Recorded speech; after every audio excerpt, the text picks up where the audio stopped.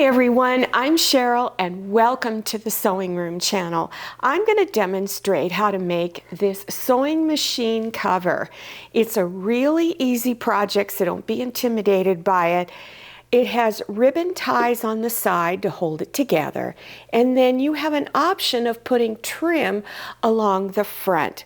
Okay, let's get started.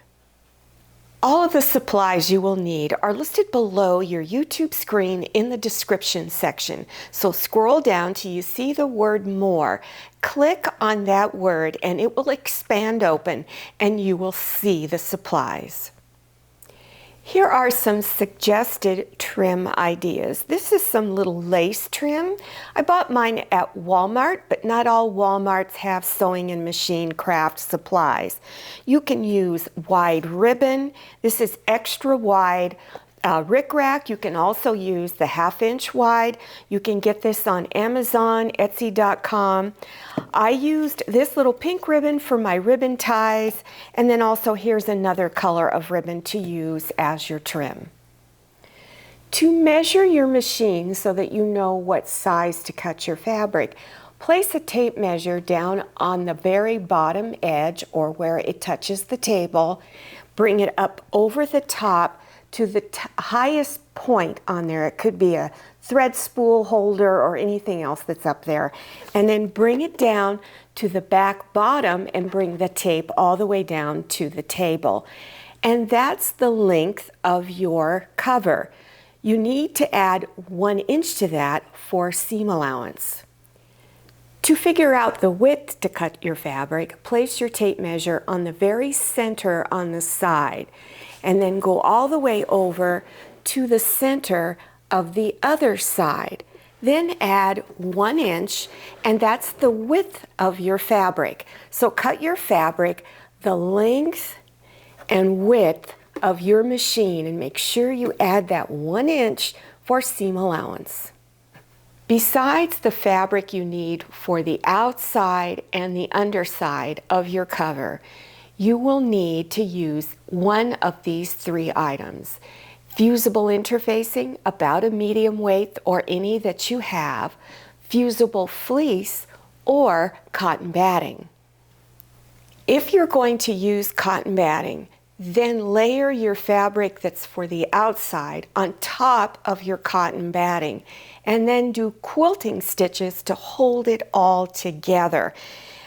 So here's a sample of straight stitching, or you can use the curvy stitch called a serpentine stitch.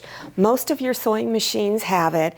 If you're going to do quilting stitches, make sure you use a walking presser foot. If you don't use this presser foot, I guarantee you your stitches will not turn out very nice. If you've never done quilting stitches before and you would like a demonstration of it, there will be a link below your YouTube screen in the description section, and I will give you a step-by-step demonstration of every little step. Now go ahead and cut all of your fabrics the same size. If you're using fusible interfacing or fusible fleece, take your fabric for the outside and place it pretty side down. You're now looking at the back side of the fabric. Then take your fusible interfacing or fusible fleece, place it on the back side. Sometimes I cut my interfacing and fleece a little bit shorter than the rest of my fabric for the outside so that the seams don't get too bulky, but that's just a choice on your part. Then follow packet's instructions for fusing it on. You'll need a hot iron with steam. Now place your cover over the machine and determine where you would like to place your trim. I tried to place mine somewhat center front or just a little bit below center. Then go ahead and pin it on. After pinning it down, then you're going to stitch real close to the edge of the ribbon, all along from one end to the other, and then go to the opposite side and repeat the same thing. Stitch real close to the edge. For this cover, I'm using about 3/8 inch wide ribbon. You can use any size ribbon you like. You can cut them 18 to 20 inches long, depending on how wide your machine is. cut 4 pieces and put one on each side of the trim here, especially if it's close to the middle. Then go to the other end and place it roughly in the same area. I did a couple of little stitches just to tack them down and hold them in place. This is my fabric for the underside. I'm going to put the pretty side down against the table, and I'm now looking at the back side. The back side is usually more dull, so that's how you can tell. Take something round, a lid from a jar, and in all 4 corners you're going to draw a line. So as soon as my template here hits the sides of my fabric, I'm going to just draw around that. And again, do that in all 4 corners. Move your ribbon ties into the center so that they stay out of the way of the next step. Take your lining fabric and place it over the pretty side of the fabric for the outside. Place it down. You're looking at the back side of this fabric. Go ahead and place pins around all of the edges, all the way around all 4 edges. What I like to do is use pins to indicate where I'm going to start and stop stitching. So I need to leave an opening here, and I recommend you leave the opening on the back side at the other end of this so that it doesn't show. So you're going to do it on the back side along the bottom edge. So where I want to start stitching is here, but I want to stop stitching here.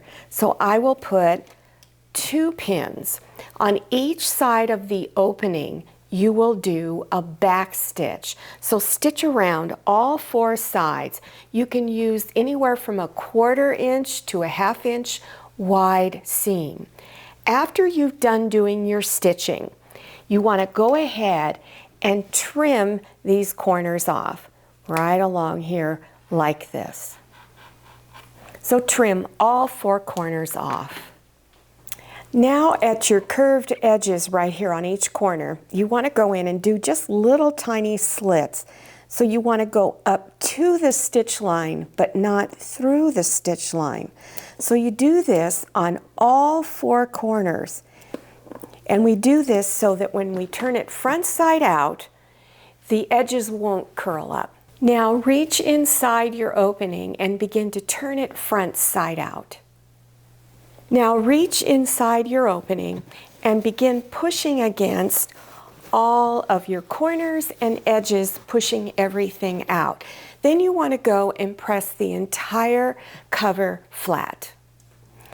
At your opening, turn your edges inside to make it even where it's, when you fold it in, it's straight across here.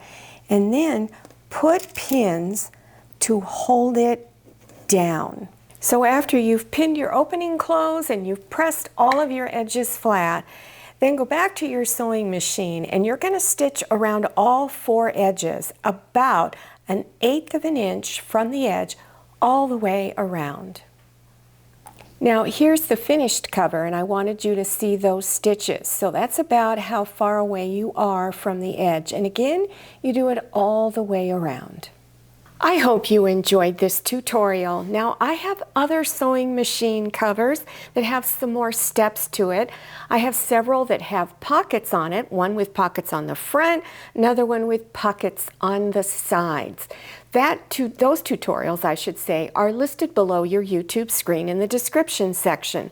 I will also have a sewing machine organizer mat that you can put under your machine with even more pockets. So if you have a small space, you don't have a lot of storage, it's a great idea to add those accessories to your little sewing center. I'll also have other storage ideas that you can use to brighten up and help organize your sewing space. Now be sure you follow me on Instagram and make sure you go and check out my Facebook page. Thank you so much for watching. I'll see you next time, and happy sewing.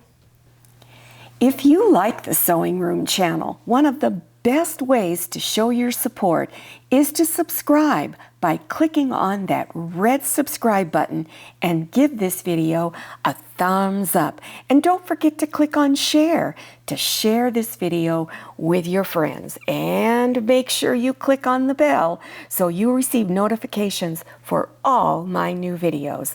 I'm Cheryl, this is Manny, and this is Scotty. See you next time.